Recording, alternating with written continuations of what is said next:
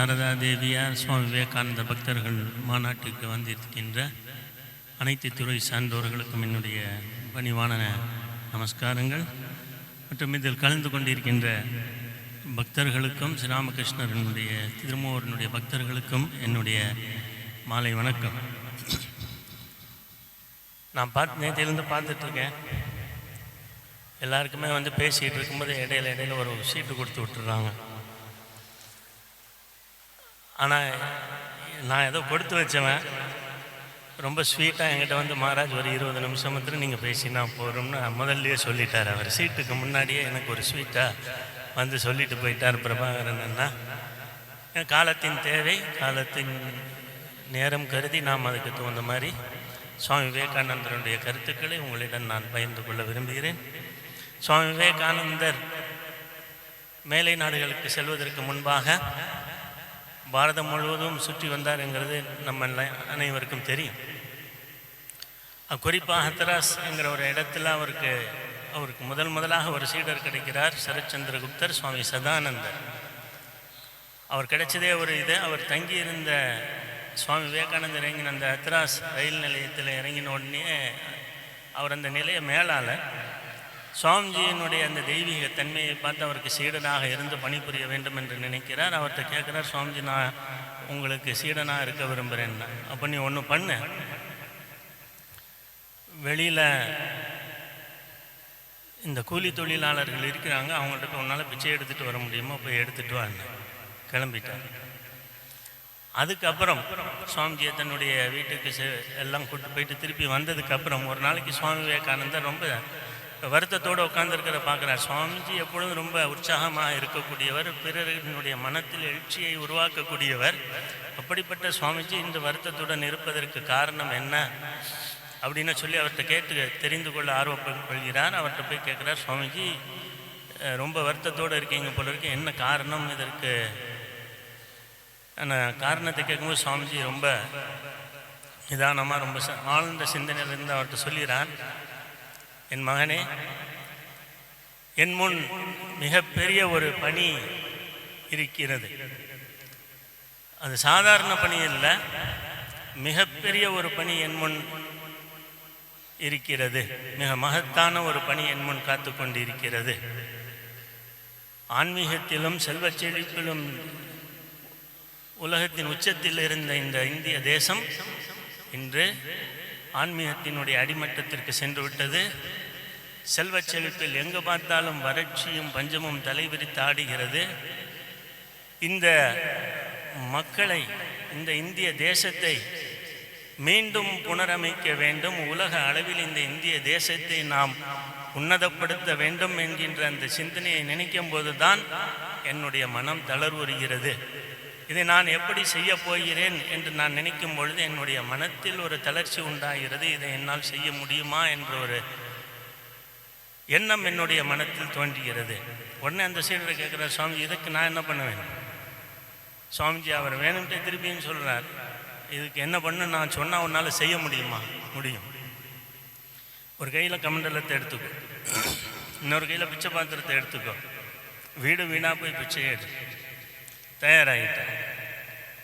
இப்படிப்பட்டவர்களைத்தான் சுவாமி விவேகானந்தர் தனக்கு சீடர்களாக இருக்க வேண்டும் என்று சுவாமி விவேகானந்தர் வேண்டுகிறார். இப்படி ஒரு தாக்கம், ஏன் இந்தியாவை மீது புனருத்தாரணம் செய்ய வேண்டும், புனர் நிர்மாணம் செய்ய வேண்டும், இப்படி ஒரு தாக்கத்தை அவருக்கு யார் கொடுத்து? நம்ம எல்லாருமே சுவாமி விவேகானந்தருடைய வாழ்க்கையை படிச்சிருப்போம், குருதேவனுடைய வாழ்க்கையில் படிச்சிருப்போம். இதே விவேகானந்தர் நரேந்திரநாத்தாக இருக்கும் பொழுது குருதேவரனுடைய கடைசி காலம் காசிப்பூர் தோட்டத்தில், குருதேவரனுடைய கடைசி காலத்தில் அவருடைய ஆன்மீக சீடர்களை எல்லாருமே ஆன்மீகத்தின் உயர்ந்த நிலையில் இருந்தாங்க. ஆனால் சுவாமிஜி ஸ்ரீராமகிருஷ்ணரிடம் சென்று கேட்கிறார். ஒரு நாளைக்கு அவர்கிட்ட போய் கேட்கிறார், எனக்கு நிர்விகல்ப சமாதி நிலையை நீங்கள் தர வேண்டும். குருதேவர் சொல்லுகிறார், அவசரப்படாதே, என்னுடைய உடல்நிலை கொஞ்சம் சரியாகட்டும், அதுக்கப்புறம் எல்லாத்தையும் நான் உனக்கு தரேன் அப்படின்னு. இல்லை நீங்கள் போயிட்டீங்கன்னா அதுக்கப்புறம் இந்த அனுபவத்தை எனக்கு யார் கொடுப்பான்? ஸ்ரீராமகிருஷ்ணர் அவரை பார்க்குறாரா, அவர் பார்த்த பார்வை எப்படி இருந்துதான், இவன் என்ன இப்படி என்னை நினைத்து கொண்டிருக்கிறான், இந்த உடல் அழிந்து விட்டால் நான் அழிந்து விட்டேன் என்று நினைக்கிறானா, இந்த உடலை விட்டு நான் சென்றாலும் இந்த அனுபவங்கள் எல்லாம் இவனுக்கு கொடுக்க மாட்டேன் என்று நினைத்து விட்டானா, ஏன் இவனுடைய சிந்தனை இப்படி இருக்கிறது என்று நினைக்கிறேன். சரி, உனக்கு இப்போ என்னதான் வேணும்? எனக்கு அந்த உயர்ந்த ஆன்மீக அனுபவம் வேண்டும், அந்த நிலையிலிருந்து எப்போவாது ஒரு நாள் கீழே இறங்க வேண்டும், இந்த உடலை பாதுகாக்கிறதுக்காண்டி திருப்பியும் அதே நிலைக்கு நான் போகணும். உடனே அவர் ரொம்ப கம்பீரமாக கோபப்படுறார். சி, நீ என்ன இவ்வளவு கீழானவனாக இருக்கிறாயே? நீ மிகப்பெரிய ஒரு ஆலமரமாக இருந்து அதன் கீழ் எண்ணற்றவர்கள் இதில் அந்த நிழலில் இளைப்பாறுவார்கள் என்று நினைத்தேன். ஆனால் நீ என்றால் உன்னுடைய சொந்த முக்தியை மற்றும் பற்றி சிந்தித்து கொண்டிருக்கிறாயே, என்ன அல்ப புத்தி உனக்கு? இதைவிட உயர்ந்த நிலை ஆன்மீகத்தில் இருக்கிறது அப்படின்னு சொல்லி அப்போதைக்கு சமாதானப்படுத்துகிறார். ஆனால் குருதேவர் நம்ம எல்லாருக்கும் தெரியும், இன்னும் 2-3 நாள் கல்பத்தொரு தினத்தையும் நாம் கொண்டாட இருக்கிறோம். பக்தர்களுடைய தேவையெல்லாம் நிறைவேற்றக்கூடியவர், அது எது தேவையோ அதை தான் கொடுக்கக்கூடியவர். சுவாமி விவேகானந்தருக்கு அந்த அனுபவத்தை கொடுக்கிறார் காசிப்பூரில்.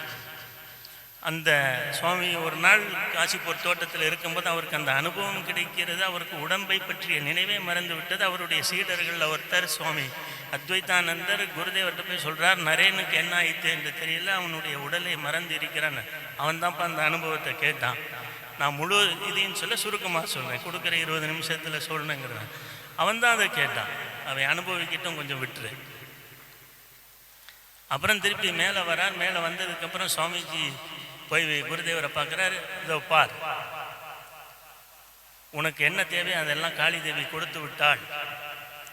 இந்த பொக்கிஷம் இனி இந்த பெட்டியில் வைத்து பூட்டப்பட்டு இருக்கிறது. இந்த சாவி என்னிடம் இருக்கும். தேவி என்னுடைய செயலை எல்லாம் நீ செய்ய வேண்டும்.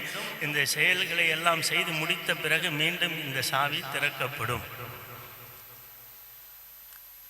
அப்போ திருப்பியும் சொல்ல, எனக்கு திருப்பி அந்த அனுபவம் வேண்டும். என்னப்பா திருப்பி அதே நீ சொல்ற? இதை விட உயர்ந்த நிலை ஒன்று இருக்கிறது. கண்ணை மூடினா தான் கடவுள் இருக்காருன்னு நினைக்காதே. கண்ணை திறக்கிற இடெல்லாம் அங்கினாதபடி எங்கும் நீக்கமர நிறைந்திருக்கும் ஆனந்த பரிபூர்ணமா அந்த இறைவனை நீ கண்ணை திறந்துட்டு எல்லா இடத்துலையும் பார்க்க போறாய். உன்னுடைய சேவைக்காக இந்த உலகத்தினுடைய தேவை, ஆன்மீக தேவையை நீ பூர்த்தி செய்ய வேண்டி இருக்கிறது. எண்ணற்ற ஏழை மக்களுக்கு நீ சேவை செய்ய இருக்கிற. அதற்காக அந்த நோக்கம் எப்பொழுது நிறைவேறுகிறதோ அதன் பிறகு இந்த சாவி திறந்து வைக்கப்படும். அந்த தாக்கம்தான் சுவாமி விவேகானந்தருக்கு இப்பொழுது ஏற்பட்டு இருக்கலாம். சுவாமி விவேகானந்தர் சொல்கிறார், என்னுடைய ஆசை இதுதான். மிக மேலான கருத்துக்களை மக்கள் இருக்கின்ற ஒவ்வொருவருக்கும் அவரவர்களுடைய இருக்கின்ற இடத்திற்கே நாம் கொண்டு சேர்க்க வேண்டும். கடிதத்தில் எழுதுகிறார் சுவாமி விவேகானந்தர், தன்னுடைய சென்னை சீடர்களுக்கு கடிதத்தில் எழுதுகிறார், இந்த மேலான கருத்துக்களை அவர்கள் இருக்கிற இடத்திற்கெல்லாம் நாம் கொண்டு செல்ல வேண்டும். அதற்காக ஒரு இயக்கத்தை நாம் ஏற்படுத்த வேண்டும். இயக்க ரீதியாக நாம் செயல்பட வேண்டும். அது இந்தியாவில் இப்படி இல்லை. அப்பொழுது அந்த இயக்க ரீதியாக நாம் செயல்படாதது தான் நம்மளுடைய குறை. ஆனால் அதற்காக ஒரு இயக்கம் ஏற்பட வேண்டும். ஆண்களும் ஆடவர்களுக்கும் பெண்டிருக்கும் ஒவ்வொரு அவங்க இருக்கிற இடத்திலேயே அது போய் சேரணும். ஆனால் எனக்கு சீர்திருத்தத்தின் மேல் எனக்கு நம்பிக்கை உண்டு. ஆனால் அவர்கள் செய்கின்ற செயல்களின் மீது எனக்கு இப்பொழுது நம்பிக்கை இல்லை. என்ன, நம்மளுடைய சீர்திருத்தவாதிகள் கணவளை இழந்த விதவைகளுக்கு எத்தனை கணவர்மார்கள் கிடைத்தார்கள் என்பதை தான் குறிக்கோளாக கொண்டு வைத்திருக்கிறார்களே தவிர, ஒரு நாட்டினுடைய முன்னேற்றத்தை, ஒரு விதவிக்கு எத்தனை கணவன் கிடைத்தான் என்பது ஒரு நாட்டினுடைய முன்னேற்றத்தை நிர்ணயிக்காது. மக்களுக்கு, சமுதாயத்தின் அடிப்படையில் இருக்கின்ற மக்களுக்கு, அடித்தட்டில் இருக்கின்ற மக்களுக்கு கல்வி சென்றடைய வேண்டும். ஆனால் நம்முடைய நிலை எப்படி இருக்கிறது? மக்கள் கல்வி கூடத்துக்கு வரதில்லை. ஏன்? அவனுக்கு வயிற்று பிழைப்புக்கு தேவை. அப்போ வெறும் வயிற்றுக்கு வேதாந்தம் ஒத்து வராது. குருதேவரும் சொல்றார், சுவாமிஜியும் சொல்லிடுறார். அப்போ என்ன செய்யணும்? மக்கள் கல்வி கூடத்திற்கு வரவில்லை என்றால் அவர்கள் இருக்கின்ற இடத்திற்கு இந்த கல்வி சென்றடைய வேண்டும். இதற்காக அனல் பறக்கின்ற 100 இளைஞர்கள் நமக்கு இப்பொழுது தேவை. மக்கள் இந்தியாவில் இருக்கிறார்கள், ஆனால் அவர்களிடம் பொருள் இல்லை. இந்த பொருளை ஈட்டுவதற்காகத்தான் நான் செல்கிறேன். மைசூர் மன்னருக்கு கடிதம் எழுதுகிறார், இதற்கு பொருள் அவசியம், பொருள் இல்லாமல் எதையுமே செய்ய முடியாது, நீங்கள் நினைத்தா இதை செய்ய முடியும் மன்னா, வாழ்க்கைக்குரியது, வாழ்க்கைக்குரியது. நம்முடைய இந்த பொன் பொருள் இதெல்லாம் நிலையற்றது. பிறருக்கென வாழ்பவர்களே வாழ்பவர்கள், மற்றவர்கள் எல்லாம் உயிரோடு இருந்தாலும் நடைப்பெணங்களுக்கு சமமானவர்கள் நீங்கள். எனவே இத்தகைய ஒரு நிலையை இந்தியாவில் மக்களுக்கு அடிப்படை கல்வியை கொடுப்பதற்கு தாங்கள் தங்களால் இயன்ற உதவியை செய்ய வேண்டும். அவருக்கு மாத்திரம் எழுதலை, இந்த உதவியை செய்து கொண்டிருந்த சுவாமி அக்கண்டானந்தரை பாராட்டுறார். சுவாமி அக்கண்டானந்தர் கேத்திரியில் அங்கே இருக்கக்கூடிய மன்னனுடைய அவையில் இருந்த அந்த கதைக்கு போனால் அந்த குழந்தைங்களுக்கெல்லாம் கல்வியை கொடுக்கறத பாராட்டுறாரு. பண்டைய காலத்தில் நம்மளுடைய நூல்கள் எல்லாம் சாஸ்திரங்களை என்ன சொல்லிது? மாத்திரு தேவோபவ, பித்ரு தேவோபவ, ஆச்சரிய தேவோபவ. நான் சொல்லிடுறேன், தரித்திர தேவோபவ, மூர்க்க தேவோபவ. இவர்களை நீ தெய்வமாக போற்று. கஷ்டப்படுகிற ஏழைகளை தெய்வமாக போற்று, அவர்களை தெய்வமாக போற்று. தரித்திர தேவோபவ, மூர்க்க தேவோபவ, அறியாமையில் இருப்பவர்களை தெய்வமாக போற்று என்று சொல்றாரு. அவரோட சாமிஜியினுடைய கடிதத்தில் எல்லாத்துலேயுமே நம்ம பார்க்கலாம். மேலை நாட்டுக்கும் நம்ம நாட்டுக்கு இருக்கக்கூடிய வித்தியாசம் என்னென்னா, அங்கே சமுதாயத்தில் அடிமட்டத்தில் இருக்கிறப்பவனுக்கும் கல்வி சென்றடைந்தது. அது நம்மள்கிட்ட இல்லை. அதை நாம் மீண்டும் கல்வியின் மூலமாகத்தான் ஒரு சமுதாயத்தை நாம் உருவாக்க முடியும், ஒரு உயர்ந்த சமுதாயத்தை உருவாக்க வேண்டும். ஆனால் அந்த இயக்கம் ஒரு மையத்தை முக்கியமாக கொண்டு செயல்பட வேண்டும். அந்த மையம் ஆன்மீகம்.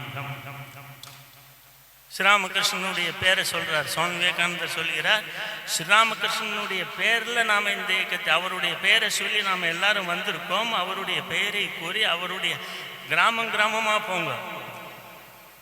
அங்கே இருக்கக்கூடிய மக்கள் மாலை நேரத்தில் காலையில் பணி செய்துவிட்டு அங்கே இருக்கக்கூடிய மக்கள் சும்மா உட்கார்ந்து புகைப்பிடித்து கொண்டு அரட்டை அடித்து கொண்டு இருக்கிறார்கள். அவர்களுக்கு இந்த ஆன்மீகத்தை போதனை செய்யுங்கள். அதாவது விஞ்ஞானம் தொழில்நுட்பம் இல்லாத காலத்திலையும் அரட்டையில் தான் நேரம் போச்சு. விஞ்ஞான தொழில்நுட்பம் நிறைந்த இந்த காலத்திலையும் அரட்டையில் தான் நேரம் போகுது. ஸோ எங்கேயுமே அரட்டை தான். அங்கேயும் அரட்டையில் நேரம் போச்சு, இங்கேயும் அரட்டையில் நேரம் போகுது. ஸோ மக்களுக்கு நம்முடைய கலாச்சாரம் பண்பாட்டை நீங்கள் கொண்டு சேருங்கள். இதுதான் நாம் செய்ய வேண்டியது. என்ன, ஸ்ரீராமகிருஷ்ணனுடைய பெயரை சொல்லி யார் இருக்கிற ஒரு 5 பேர் இருந்தால் போகிறோம் ஒரு கிராமத்தில். கிராமமாக வருவாங்க. இப்போ நாம் பார்க்குறோம் எல்லா இடத்துலையுமே எங்கே பார்த்தாலும் ராமகிருஷ்ண இயக்கம், ராமகிருஷ்ண மடம், ஒவ்வொன்றா வருது. கிராமமாக இருந்தது. இன்னும் போகக்கூடிய காலத்தில் வீடு வீடாக கூட ராமகிருஷ்ண இயக்கம் செயல்படலாம். அதுதான் சுவாமி விவேகானந்தர் வேண்டியது. அப்போ குருதேவரனுடைய எண்ணம் வேற. அன்னையார் ஏன் சுவாமிஜி இந்த எண்ணத்தை செயல்படுத்த வேண்டும் என்று நினைக்கிறார்? நாம் எல்லாம் ஸ்ரீராமகிருஷ்ணனுடைய பெயரை ஏற்று வந்திருக்கிறோம். அவருக்காக நாமெல்லாம் தியாகம் செய்ய முடியாது. நம்மளுக்கு இப்படி ஒரு வாய்ப்பை நாமெல்லாம் புண்ணியம் செய்தவர்கள். எங்கேயோ காமார்புக்கூர் இருக்கு. அவர் எதுக்கு இங்கே ஏழுமலையில் வந்து பக்தர்கள் மாநாடு நடத்தணும்? பார்க்குறோம். அவர் நினைத்தால் அது நடக்கும். அது அவருடைய சங்கல்பம். அவருடைய சங்கல்பம் தான் நம்மளை இயக்கி கொண்டு இருக்கிறது. நாம தான் பாக்கியசாலிகள். அவர் சொல்றார், ஸ்ரீராமகிருஷ்ணனுடைய விருப்பம் வேற, அன்னையாரனுடைய விருப்பம் வேற, சுவாமி விவேகானந்தனுடைய விருப்பம் வேறையான பார்த்தா இல்லை. மூவருமே ஒன்று தான். எல்லாருமே ஒன்று தான். எல்லாருடைய விருப்பமும் ஒன்று தான். அழகாக சொல்லுவார் குருதேவர். அது உதாரணம் சொல்லுறாருல, அதாவது நான் நிறைய விஷயங்கள் சொல்லணும்னு நினைக்கிறேன். இங்கே காலியாகும் போது எப்படி ஒரு அரிசி மண்டியில் பின்னாடி இருந்து அந்த அரிசியை தள்ளிக்கிட்டே இருப்பாங்களோ, அதே மாதிரி காளி தேவி எனக்கு விஷயத்தை கொடுத்து கொண்டே இருக்கிறாள். நான் சொல்லிக்கொண்டே இருக்கேன். சுவாமி விவேகானந்தரன் சொல்ல, சொற்பொழிவுக்காக நான் தனியாக எதையும் எழுதி கொண்டு போவது இல்லை. அந்த சமயத்தில் எனக்கு என்ன சொல்லணும்னு தோன்றதோ அதை சொல்லிவிட்டு நான் வந்து விடுகிறேன்னு சொல்கிறேன். தனி ப்ரிப்பரேஷனில் நம்மளே மாதிரி பேப்பரில் எழுதிலாம் அவங்க கொண்டு வரல. அவர் பவத்தாரிணி மயமாக இருந்தார், இவர் பரமஹம்சமயமாக இருந்தார். சுவாமிஜி தன்னுடைய சக்தியை பூரா தான் 14 காலத்தினுடைய தேவை அப்படி இருந்தது. அந்த காலத்தில் என்ன நினைச்சாங்க, நிறைய படிக்கணும், நிறைய படித்தா நிறைய பட்டம் வாங்கலாம், பதவி போகலாம், பெயர் புகழ் கிடைக்கும் அப்படின்னுலாம் நினைத்த காலத்தில் இதெல்லாம் ஒன்றுமே இல்லைப்பா. பள்ளிக்கூடம் பக்கமே போகாத பரமஹம்சர் வாழ்க்கையினுடைய உண்மை என்னங்கிறத வாழ்ந்து காண்பித்தார். அதே சமயத்தில் அந்த விஷயத்தை உலகத்துக்கு போதிக்க வேண்டும்னு நினைச்சார். அதுக்கு ஒரு சரியான ஒரு கருவியாக சுவாமி விவேகானந்தரை தேர்ந்தெடுத்தார். தன்னுடைய எண்ணம், தன்னுடைய செயல் எல்லாத்தையுமே சுவாமி விவேகானந்தரின் மூலமாக அவர் செயல்படுத்தினார். ராமகிருஷ்ணர் 2 பேருமே ஒரே நாணயத்தினுடைய 2 பக்கங்கள். அதனால் குறித்த நேரம் ஒரு நிமிஷம் இருக்கு, நான் சொல்லி முடிச்சிடுறேன். நாம் எல்லாருமே உண்மையிலேயே பாக்கியசாலிகள் தான். ஸ்ரீராமகிருஷ்ணனுடைய பேரில் அவருடைய இயக்கத்தோடு நாம் தொடர்பு கொண்டு பல இடங்களில் பல செயல்களில் ஈடுபடுகிறோம். அவருடைய பேர் எங்கெல்லாம் பிரச்சாரம் செய்யப்படுகிறதோ அந்த இடமெல்லாம் புனிதம் அடைந்து விடுகிறதுன்னு கடிதத்திலேயே சுவாமி விவேகானந்தர் எழுதுகிறார். திருமூவரனுடைய இந்த விருப்பத்தை நாம் பூர்த்தி செய்வதற்கு எந்த அளவுக்கு முடியுமோ அந்த அளவுக்கு நாம் அனைவரும் முயற்சி செய்ய வேண்டும். பகவத்கீதையில் பகவான் ஸ்ரீகிருஷ்ணர் சொல்கிறார், ஹதோவா பிராப்யசி சொர்க்கம் ஜித்வாவா போக்ஷசே மகிம் தஸ்மாத் உத்திஷ்ட கௌந்தேய யுத்தாய கிருத நிச்சய. இங்கே இது போர் கிடையாது, இங்கே தோல்வியும் கிடையாது. குருதேவர் நம்மளுக்கு ஒரு பணியை கொடுத்துருக்காரா, அந்த பணியை நாம் நம்மளுடைய எல்லைக்கு உட்பட்டு அந்த பணியை நாம் செய்ய விளைவோம். அந்த எவ்வளவு காலத்துக்கு நம்மளால் முடியுமோ அத்தனை காலத்துக்கு அந்த பணியை, அந்த சேவையில் நாம் ஈடுபட வேண்டும். இதில் வெற்றி பெற்றால் நம்மளுக்கு மகிழ்ச்சி, அவருடைய அருள் நம்மளுக்கு. அதை கண்கூடாக பார்க்குறோமோ அதை விட மிக்க மகிழ்ச்சி. தஸ்மாத் உத்திஷ்டக, எழுந்திரங்கள் விழித்து கொண்டுங்கள சுவாமிஜியினுடைய இந்த மகாமந்திரத்தை எடுத்துக்கொள்ள வேண்டும். அங்கே கவுந்தேய குந்தியின் மகனேன்னு சொல்கிறார். நாமெல்லாம் அன்னை சாரதா தேவியினுடைய குழந்தைகள், நாம் சாரதா தேவியினுடைய குழந்தை. அங்கே கவுந்தேயன்னு இங்கே சாரதேயன்னு சொல்லிங்க. அன்னையினுடைய குழந்தைகள் சுவாமி விவேகானந்தனுடன் இணைந்து அவர் நினைத்த ஒரு எந்த நோக்கத்துக்காக ஆத்மனோ மோக்ஷார்த்தம் ஜெகத்விதாயச்சங்கிற ஒரு லட்சியத்தை நம்முன் வைத்திருக்கிறாரோ அந்த லட்சியத்தை நிறைவேற்றுவதற்கு நாம் ஒவ்வொருவரும் பாடுபட வேண்டும். அதற்கு நமக்கு எண்ணத்தாலும் சொல்லிலும் செயலிலும் உற்சாகத்தையும் ஊக்கத்தையும் அளிக்க வேண்டும் என கூறி குருதேவர் ஸ்ரீராமகிருஷ்ணர் அன்னை சாரதா தேவியார் சுவாமியுடைய அருள் நம் அனைவருக்கும் இருக்க வேண்டும் என பிரார்த்தித்து, நான் பேசும்போது நான் கொஞ்ச நாளைக்கு முன்னாடி பாண்டுறவங்க என்ன பேசுனது மாதிரி உங்கள் தலைப்பு மாத்திரம் வரல மராஜ் இன்விடேஷன் அழைப்புதல் நாங்கள் பச்சை அடிக்கணும்னு சொன்னேன். சுவாமி விவேகானந்தர்னு போடுங்க. ஏன் அப்படி சொன்னால் எதனாலும் பேசிக்கலான்னு. ஆமாம், தலைப்பு வச்சுருங்க. சுவாமி விவேகானந்தர் நம்மிடம் வேண்டுவது என்ன என்ற தலைப்பில் பேசுவதற்கு வாய்ப்பளித்த உங்கள் அனைவருக்கும் எனது பணிவான நன்றியை கூறி நிறைவு செய்கிறேன். அனைவருக்கும் நன்றி, வணக்கம். ஓம் நிரஞ்சனம் நித்தியமனந்த ரூபம் பக்தானுகம்பாந்திரித விக்கிரகம் வை ஈஷாவதாரம் பரமேஷமித்யம் தம் ராமகிருஷ்ணம் சிரசா நமாமி.